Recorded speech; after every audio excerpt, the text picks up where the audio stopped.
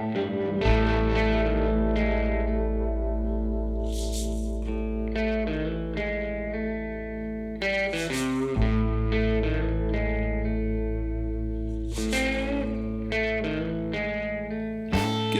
welcome to Say It With Guitars. I'm your host, Pete Cornelius. Each episode I'll be digging deep and getting to hang with some of Australia's finest guitar pickers, songwriters, producers, collectors and makers. I look forward to bringing you these fun conversations and I hope you enjoy Say It With Guitars. Hey folks, how you doing? Thanks for joining us for episode 9 of the podcast. Yeah, we're chewing through them. Also, another milestone was we reached over 1,000 plays or downloads a little while ago, so that was nice. Thanks for your support. Had a pretty fun show on the weekend at Junction Arts Festival in Launceston, and we've got a pretty fun one coming up actually, getting the band back together. The original DeVilles are going to reform for a one-off show.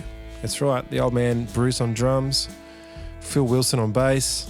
It's for a festival called George. It's a beer festival and music festival held in St Helens on the east coast of Tasmania. It's going to be Saturday the 15th of October. Get your tickets, folks. A festival called George. All right, here we go. Before we crack into today's show, I'd like to shout out to our sponsor, Mr. Billy Tarrant from Tarrant Guitars. Billy's an amazing luthier and he makes some real sweet instruments. I'm lucky enough for him to have built me a 00 size acoustic guitar, which I've dragged all around the country and it's sounding better than ever. So yeah, check out tarrantguitars.net.au, Tassie's one-stop custom workshop for custom-made guitars, all guitar repairs and services. Let's get into the show. All right, welcome to another episode of Say It With Guitars, and today's guest is Jon Parsons. Jon, how are you? Yeah, good. How are you? Yeah, really good. Thanks for the coffee. No worries. Just what I need on this sunny Thursday morning. Well, actually, it's PM now. It's not morning. Yeah. Sorry. And thanks also for letting us into your workshop. Yeah, no worries. I haven't stepped foot in here before, and I should have actually had a little look around before we had a chat. Great looking setup, mate. How long have you been here? So we moved in June 2020, yeah, right in the heart of the pandemic, which was nice to have something to do while we were stuck at home. Yeah. To have a new home that we could, to make our own. And yeah, it's been really good settling in. I'm still not 100% there, but yep, you know, got a functional workshop. I don't think anyone ever is. It's constantly evolving. I think my last workshop was, continuously changing until the moment we moved out. So, have you found you've built a lot of your tables, or have you sort of built bits and pieces like part of the furniture here, or? No, most of it came from the old workshop. Okay. But I mean, thankfully, there's 2 giant rows of workbenches already built in. So this workshop is like a little freestanding thing that's like 10 by 5 metres or something, pretty decent size. But the original owner had it built for his model trains. Ah. So there's like interesting PowerPoints galore. The original blueprint, the floor plan is up on the door, and it shows where his train track went. And there was actually a big train mural up on the wall when we moved in. Yeah, right. But, the kids would like that. Yeah. Unfortunately, they had to go. Yeah. Doesn't quite fit the J.Parsons brand.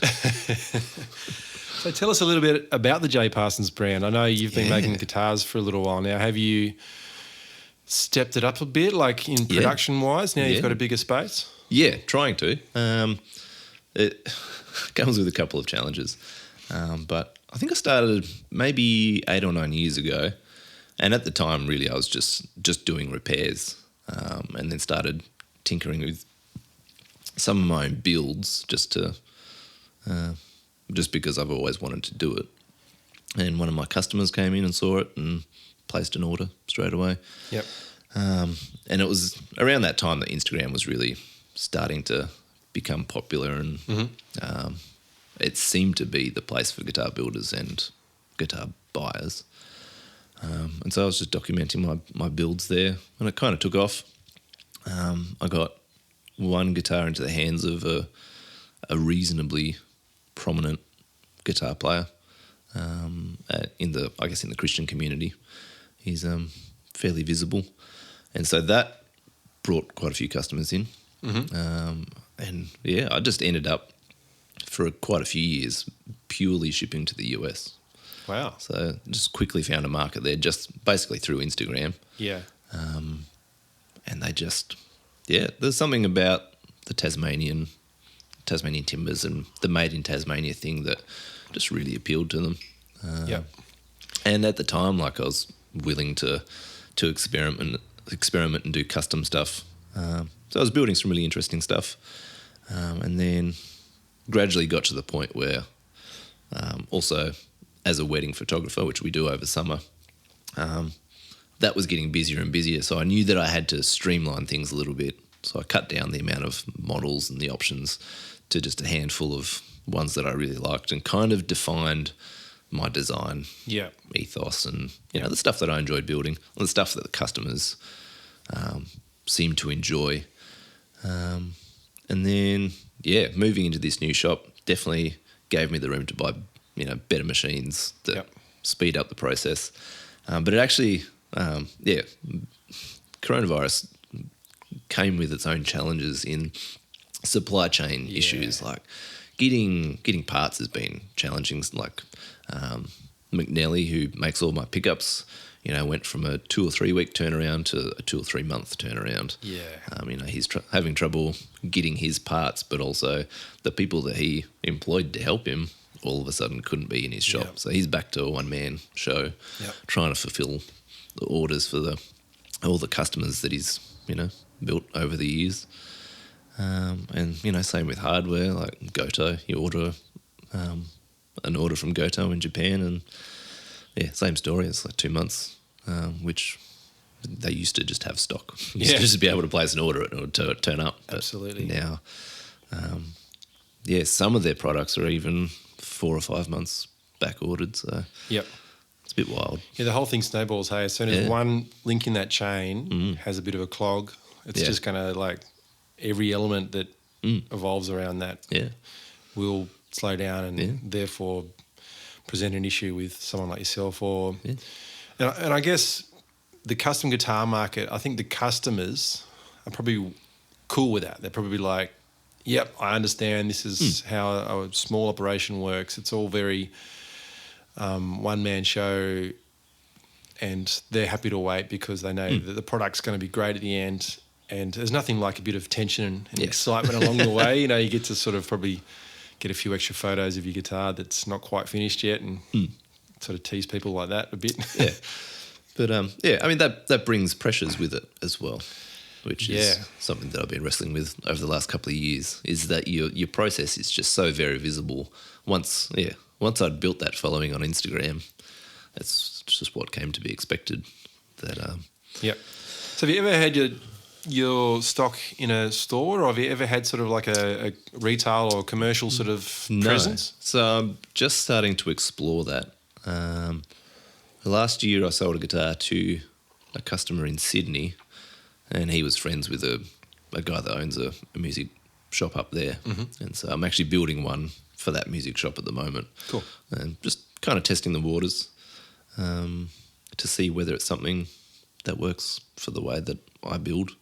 See whether it's a viable option. Yep. And has it been a bit of a word of mouth business for you as well? Like happy customers who are recommending your product to others? And guys that are, buying multiple guitars. Yep. Which has been really cool. Yeah, it's strange how these things happen. I didn't expect it to grow as quickly as it did. Do you still have your first guitar, your first build? No.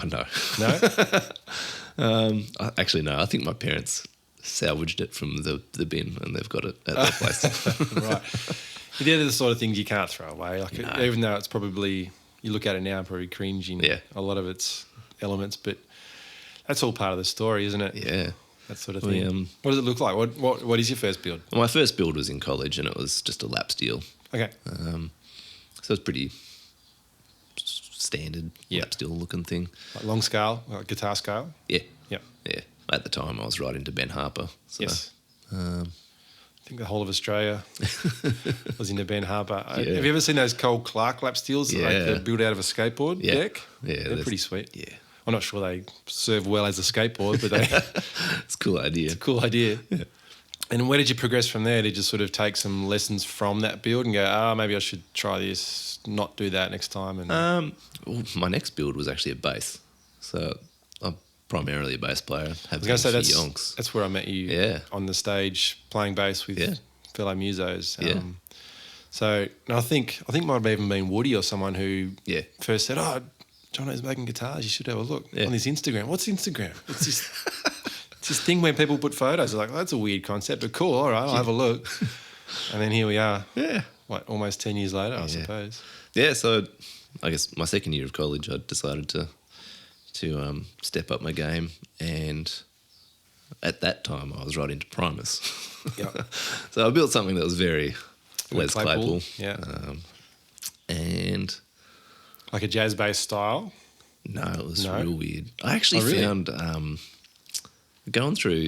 found my nan's old handy cam. We were going through some of the videos from that, and I actually came across. I'd taken it over to show my nan and pop when I finished it. I was a little boy back then. Yeah, and it's fascinating. It was like multi-layered, so like the whole body was carved and shaped so that each layer kind of came through the next. Cool. And I think it had like a Music Man Stingray pickup in it, and it was fretless. Sure. 4-string? Yeah. Yep. Yeah. I wasn't quite ready for a 6-string yet at that time. Yeah. And from there, I really didn't do anything. Yeah. Once I moved out of home, and out of school, I had no tools. Yeah. So it kind of went on the back burner. But I mean, during those years, I was working at Barrett's Music, doing most of their setups and repairs, and so that was really shaping my understanding of guitars a lot. Yeah, what I liked in guitars, what I saw worked in guitars. Especially if things come in a little bit broken or a little bit out of shape, you can go, okay, I can bring this back how it should be, and I know the process, and I know that might be a design fault or a problem with that part. Yeah. So that would have been good to... Yeah, so that really shaped, I guess, my taste in guitars a lot. And then, it wasn't until I got married and finally had a bit of space to start, collecting tools and tinkering that, actually got a chance to delve into it again. Did you have a mentor or someone around this sort of neck of the woods that you could sort of call up or get some ideas from or some advice? Or I mean, Dave Dobson's always been a handy resource, and we go way back. I actually did work experience with him back in the day. Cool. So I've learned a lot from him, and he's always happy to chat through things. Philip Smith, who was the violin maker on St John Street. Yep. He graciously answered a number of questions for me, which was really good. But most of it has been self-taught. I've just got that part of my nature that is very curious. And most of it comes down to I like to pull stuff apart to the point where sometimes it doesn't go back together. Yeah. That's always been me. Yeah. So, that's how I got my understanding of how things work, including guitars. So I don't think I've owned a guitar that I haven't pulled apart. And that's a good way to do it, because so many guitar players I know that are just scared off it. They just think, it's such a valuable instrument, and I can't afford to damage something. Yeah. But I'm the same. I'm more than happy to pull it apart and get all the screws out and look at all the switches and look at how this does that. And I'm totally up for that too. I think it's great. Yeah. I think every player should at least pull a guitar apart and put it back together and definitely adjust the truss rod and just do some regular maintenance. I think give the frets a bit of a polish or reset your intonation. And I'm always amazed at particularly truss rods. There's this certain fear that you could break it. Yeah, like they're pretty tough. Like, yes, they do break sometimes, but you got to be doing something wrong. Absolutely. Well, I think a lot of the time the fear comes from maybe an older instrument, perhaps, maybe an instrument from the 60s or 70s that A, might be worth a lot of money, and B, the truss rod might not have moved for 30, 40 years. Yeah, it's like seized up with rust, or there's been a bit of glue getting in the channel.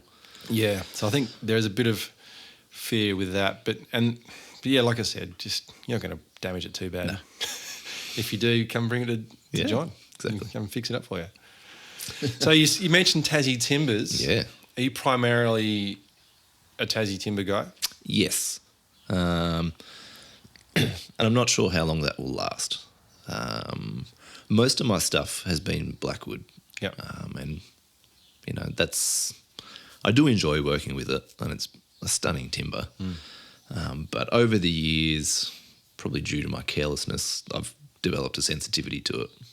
Oh, really? Like, just the dust. Right. Like, the dust is bad for you. Yes. But the more exposed to it you get, like now if I just breathe in a little bit of dust, I just end up with like really bad asthma and hay fever. Okay. So I will be moving away from Blackwood at least in the near future. And also it's hard to find,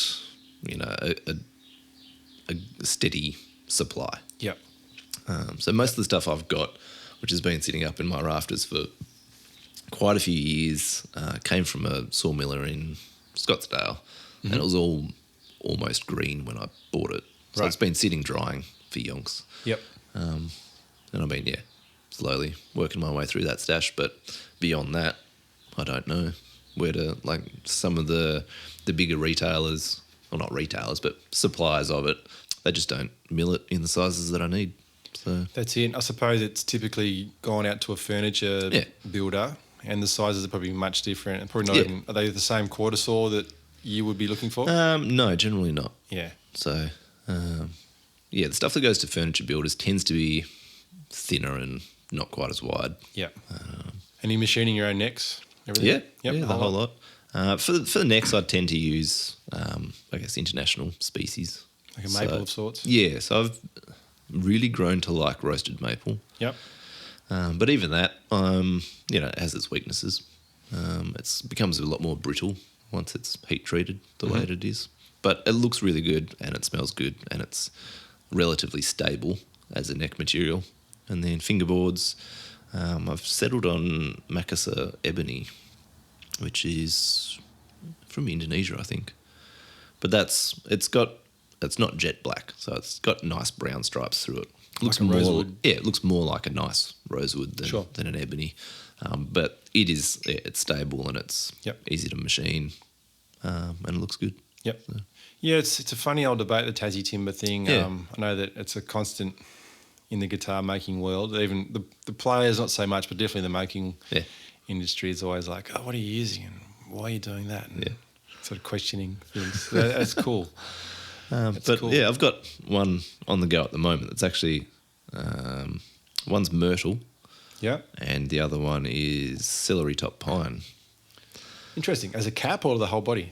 No, as in the necks. Oh, the neck. Yeah, so the neck is myrtle, which it's similar to maple in terms of its structure and its properties. I've got a myrtle guitar at home. Yeah, it's the same piece of wood as our kitchen bench, from our family table. Awesome. I actually had an interview yesterday with Billy Tarrant up in Devonport. I was telling this story, so I probably won't tell the whole story now because the listeners will be going, it's that story again. But it was really special to have a piece of wood that come from our family home, put into a guitar. Like the guitar's not the greatest of instruments, but at the time it was very special and very cool. So myrtle's great and it looks superb. It's it is beautiful timber. It's such a colour that you don't get in any other timber. No. That pinky kind of... Yeah, so our dining table at home was also made of myrtle, so I've always loved it. Great. Even the ceiling of our lounge room was rough cut myrtle. Yep. So I've always had a fondness for it. But yeah, this guitar, myrtle neck, hue and pine top, and then a myrtle back. Wow. So it's going to be very special. Yeah.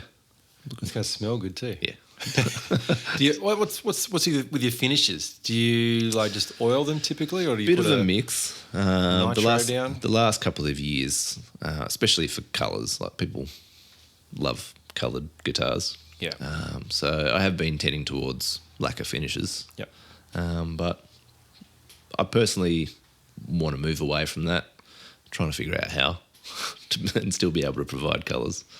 Yeah. But in the years leading up, I'd 100% oil. Yep. And I've tried most of the oils on the market, and pushed them until I could get a finish that I liked. I've done stuff, French polish, all sorts of stuff. Yep. And tell us about. I know it's probably a signature thing. Is like it's not an F-hole, but it's like a little peephole into the chamber of the upper bout, right? Like So what do you call that? One of my guitar making friends called it the swoop. The swoop. That's nice. So I don't even know where that came from. It was on my first guitar as J.Parsons, when I got back into building. Yeah. And like this poor guitar, I just kind of made it up on the fly. Like it wasn't even supposed to be bound, but I had a bit of tear out on one of the sides, so I thought, I could probably route that bit out and put some binding on. And then, just this idea came to me. What if I routed out that section of the top to reveal, I guess, the chamber that was underneath it? Yep. And then, once I added the binding, it was like, okay, this is something. It's very subtle. It's a very subtle move. And I suppose when you're playing it, you might not even see it because it's probably covered up by an arm or part of your clothing or whatever, so it might not be that prominent. And I guess as a signature thing, it's sort of a bit hidden, so it's probably not done on purpose. But like you said, it's like a happy accident. Like you sort of went, what if I just do this? And next thing you've do you include is like part of every build now? Yeah, pretty much. It's just become the signature, primarily because like most of my guitars are thin line or like fully chambered. Yep. Especially when you're working with blackwood, you need some weight relief. Yeah. But it became the signature, and people asked for it, and it kind of, almost like the design of the body hinges on that. Like that's become a critical element in the look of the guitar. But it's an absolute pain to bind. I was going to say, you probably created a monster in that regard. I did. Look, that's what people pay for. If it's a bit of a pain to do, but it looks good, and it's a talking point. People are always trying to figure out how I've done it. Yeah, and it's pretty simple once I explain it, but without looking at it and having it in your hands, it is a bit weird. Yeah, and your designs are cool too. It's quite a retro style quirkiness, like almost harking back to the down electros and silver tones and harmonies from the Sears catalogue days. With a bit of, I notice you go for the gold foils a fair bit, so that sort of Tiesco, Diamond sort of vibe, and then a lot of your hardware is quite simple, like almost like a 3-saddle telly style cut down bridge, simple electronics. I think personally as a guitar player, less is more. You don't want too much complexity in an instrument. Yeah, and those choices definitely come from my playing style. Right. Like as a bass player, like I'm a P bass player, so like one pickup, volume and a tone. Yeah. And the variety of tones that you get just by moving your hand, like where you're plucking it and how you're plucking it. Yeah. That has translated into my guitar playing as well. So I tend to approach my guitar design in that way, in that when there's lots of stuff to fiddle with, or it's often harder to find your sound switching through pickups and split coils and all that stuff than it is just to choose a pickup that gets you part the way there and then adjust your playing style to get there. So. Yeah, and that's one thing I've really enjoyed about playing acoustic guitar for the last 10 or maybe even 20 years, is that you're presented with one instrument, with one sound, ideally one sound, but then you can discover the complexities of just shaping the tone with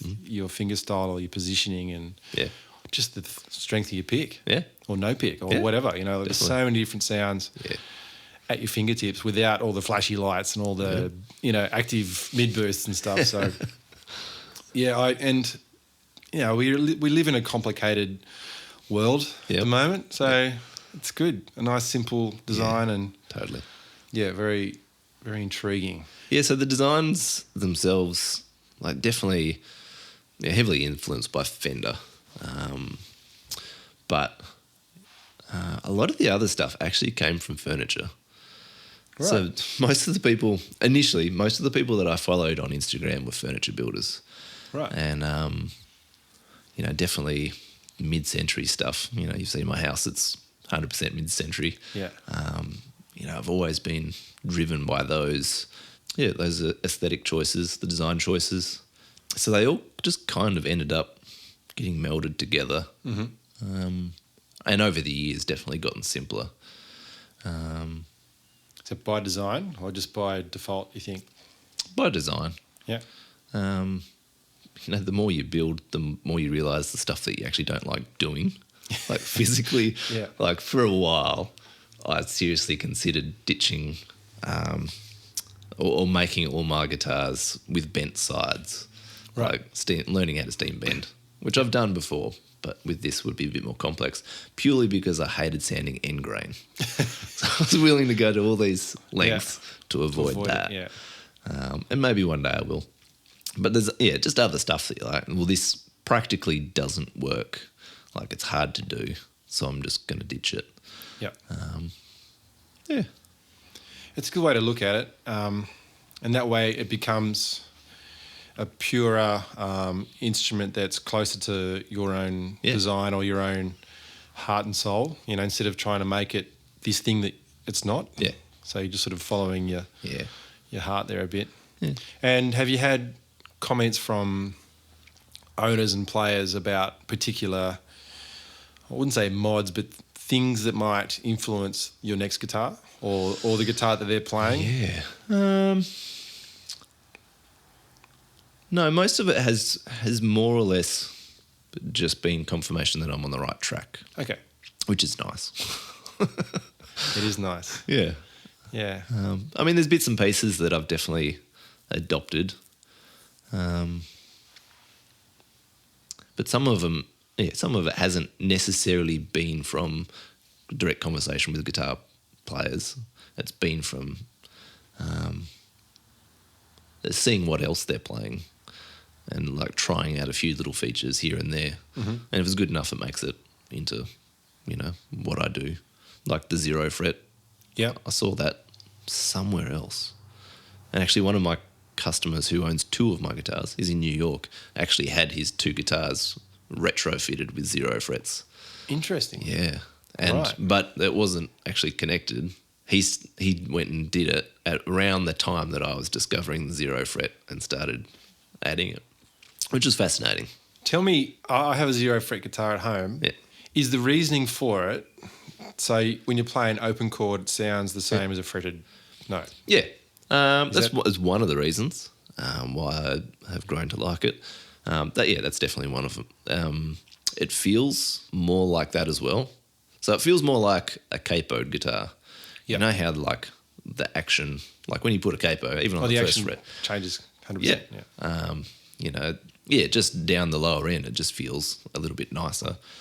But also when it comes to your nut slots, with the 0 fret, you don't have to focus on the depth as much. So you can focus on how well they fit the string. Yes. And you get better tuning stability that way. And less noise behind the nut, I suppose, too. Yeah. Yep. Yeah, so there's a few little reasons. But most of it comes down to, nut slots, for me at least, and just getting a good action down that end. Yeah, cool. Was it Gretsch who were probably doing it? I wouldn't say first. I don't know. Do you know where it originated from? No, I don't actually.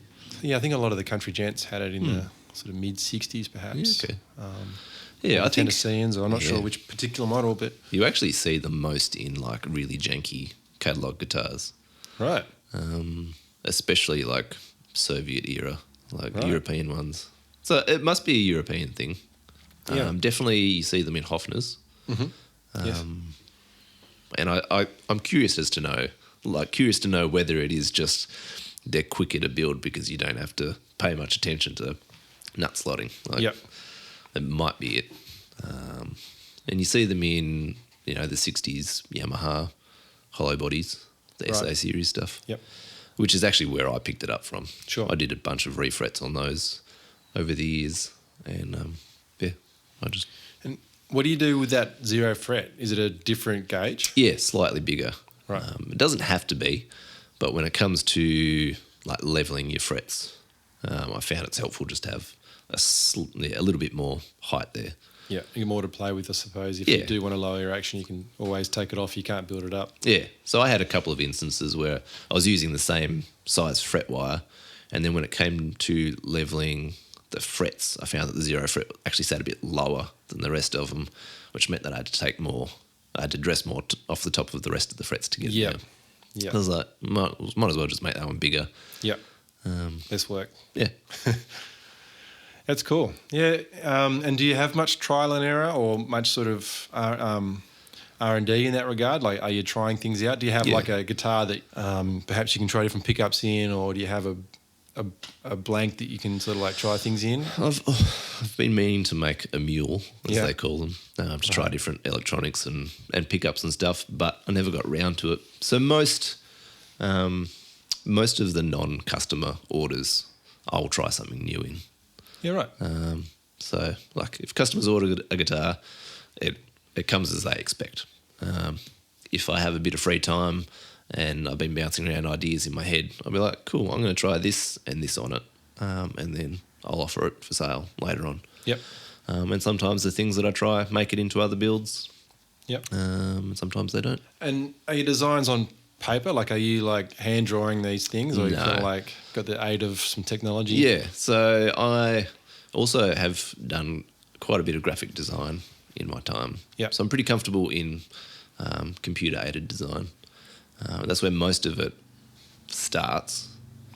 And then I find it helpful because I can actually work in like a full-scale space but Yep. on a computer. Yep. So I can measure stuff really accurately. Yep.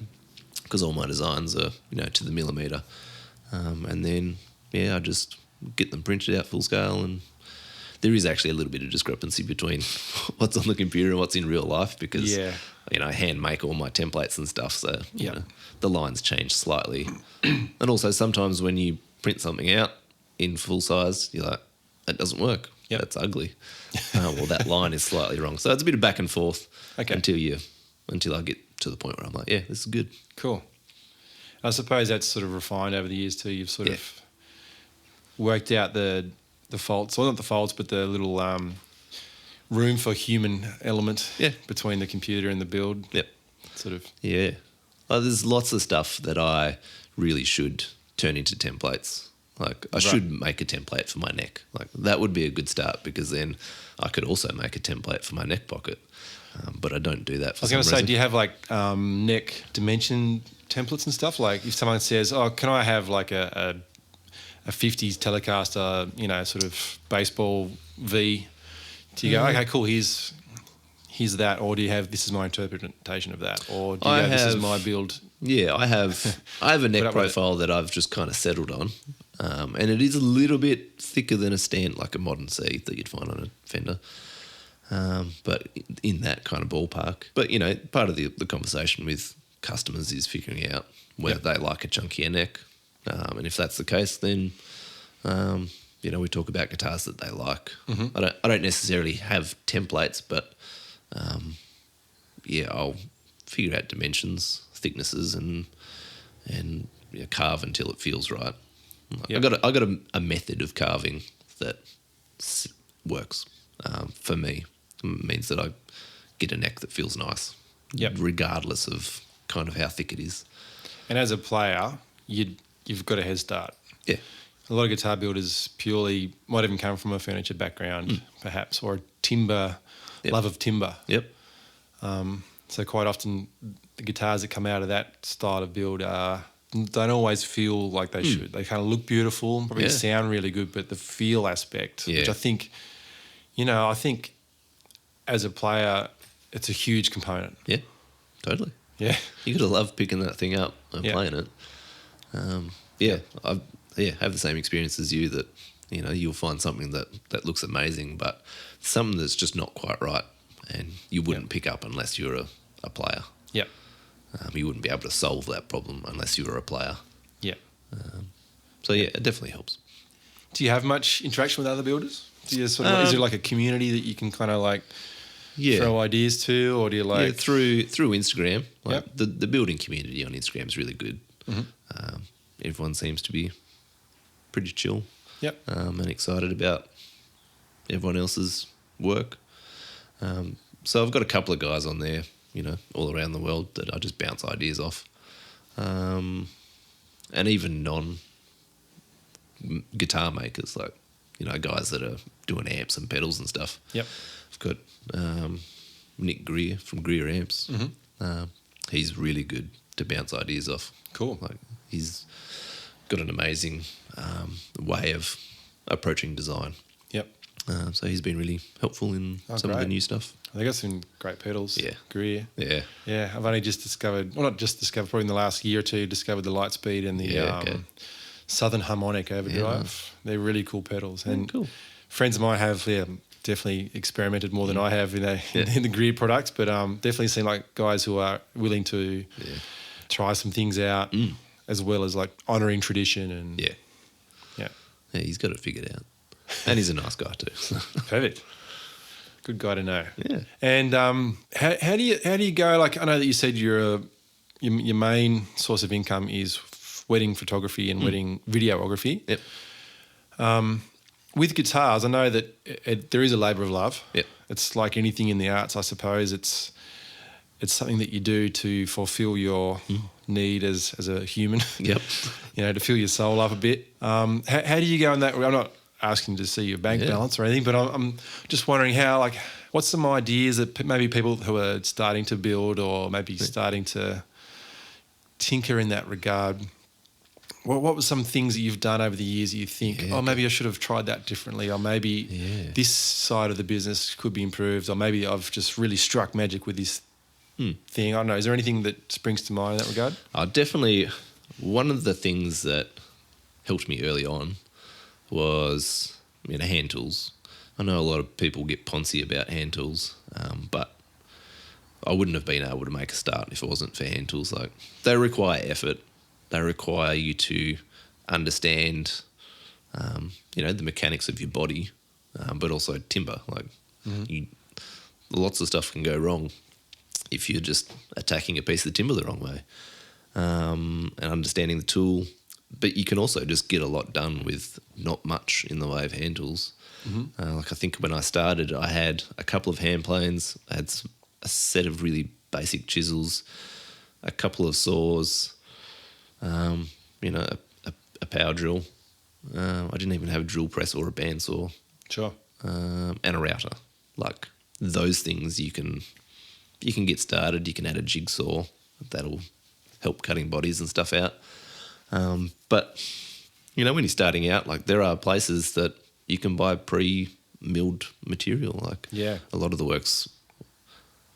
the work that requires expensive specialist tools, is already done. You can get your fretboards pre-slotted and pre-radius. Like, there are lots of ways to, these days, there's lots of ways to build guitars without much in the way of tools. And my advice is to keep at it that way until the point that you can't anymore. Like, a lot of people, and I was one of those people, wanted to add, big power tools as soon as they could, because it does make the job easier. But I think if you skip all the steps of hand tools or minimal tools, you skip the ability to understand the material better, but also problem solving. Like, most of guitar building is just problem solving, fixing the problems that you've just made. How do you cover this mistake up? All that sort of stuff. And power tools can help you make a mistake really quickly. I've learned over the years. Have you had much waste? Like, do you sometimes get to a point where you can't return on a project? Not often. Most of the stuff I can figure out how to fix.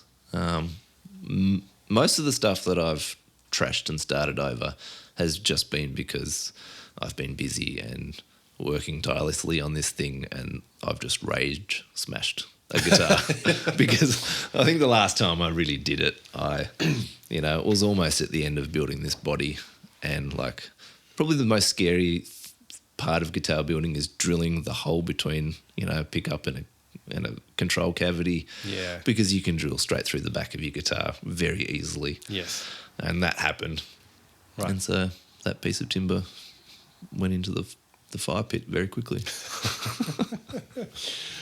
But you got to do that stuff. Oh, yeah. Unfortunately, it's like any skill. You have to kind of take the skill a bit beyond its limits to know where you're at and to learn from that and to go, what did you get? I went too far and I've stuffed up hours or days of work within seconds. Yep.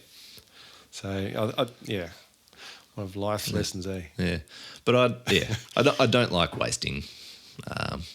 Like timber's a precious resource, and especially if I've spent ages, hand picking a particular piece, I really don't want to trash it. And especially some of the exotic pieces, some of those things are endangered. You don't want to just throw them out because you made a little mistake. Like if you can come up with an idea to fix it, then by all means, it might eat into your bottom line, but it's worth it in the end. It's better to have a finished product than have it get thrown in the skip. Yep. And I suppose even if it is going to be covered in paint, there's probably a certain amount you can get away with there as well. Yeah. Yeah. Compared to a plain finish or a rubbed oil. Yeah. Yeah, and there's some stuff that you can just make a feature if you're creative enough. That's right. Yeah. Enhance its flaw and go, look what here's the flaw and let's pronounce that. Yeah. I'm human. Yeah. Well, I think in my first build, I'm pretty sure, I don't know what I did. I ended up sanding something too aggressively and, ruined it. But then I think we figured out that I came up with the idea of like inlaying a pick guard, and that covered my mistake. So great. Yeah. So stuff like that. Yeah, the joys of pick guards. I reckon there's a lot of stuff that happens under a pick guard sometimes. Yep. That's cool. And what's in the future for you, mate? Like what are you up to at the moment, and how do you see your business? Are you looking to just continue as you are, or are you going to ramp it up, or are you going to chill out a bit? What's the plan in here? Well, you've actually caught me at an interesting time because there are some changes that are going to happen. At the moment, I'm working through a pretty solid batch, and it will actually be my last batch of customer orders for a while. So we are, as a family, hoping to get our caravan and jump on the boat and tour around the mainland. Yeah. And that'll be hopefully next winter. And being a wedding photographer, all my building happens in winter. Yeah. So that'll be a whole year of not building guitars, but doing something else that will be very fulfilling. Coming back after that, still figuring some stuff out because I've got some new designs and new ways of building that I'm pretty excited about. Yep. But yeah, I just need a bit of time to figure those out. In the meantime, it will just be refining the processes just to make the guitar building easier, more enjoyable, and more consistent. That's the key, I think, especially once you start getting a name for yourself. I think consistency is the key. Having a product that's going to be as good on the Monday as it is on the Friday. Yeah, and exactly.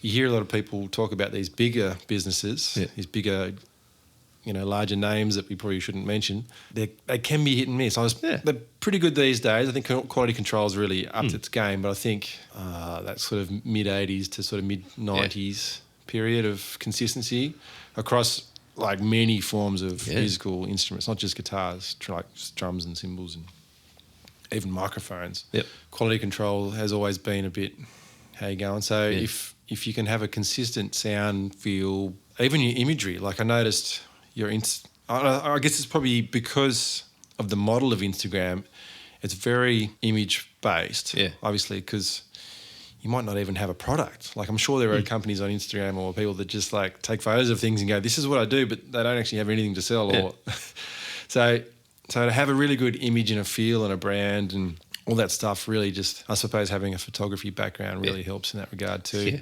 Just being able to multitask and to sort of, because far out, we've got to do everything ourselves at these modern ages, don't we? As much as computers are great, we find ourselves stuck to them a lot. Yeah. Editing, manipulating photos or getting your social media intact and all this sort of stuff. So how can people find you? We've talked about Instagram. So that's the best place. It is. I'm chilling out on there a bit though. I'm taking a break from Instagram at the moment. Good. I've got this real love-hate relationship with Instagram in particular. Yeah. It does awful things for my mental health. So I've got to be very intentional about it. But I mean, in terms of getting a cross-section of what I do and how I do it, Instagram, J.Parsons Guitars is the best way to do it. I have a blog that I try and update every now and then. Your own.com sort of thing? Yeah. Yep. Which is? J.ParsonsGuitars.com. Easy. Yeah. But yeah. And is there a bit of a YouTube presence? Have you got any, like, have demos and things like that of guitars? I tried once. Yeah? I don't anymore. I don't think. There are demos on my Instagram. Okay. On the IGTV part of it.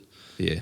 A couple of years ago I did like a build series. Mm-hmm. Like I had a couple of guitars that I was building and I tried to follow it through.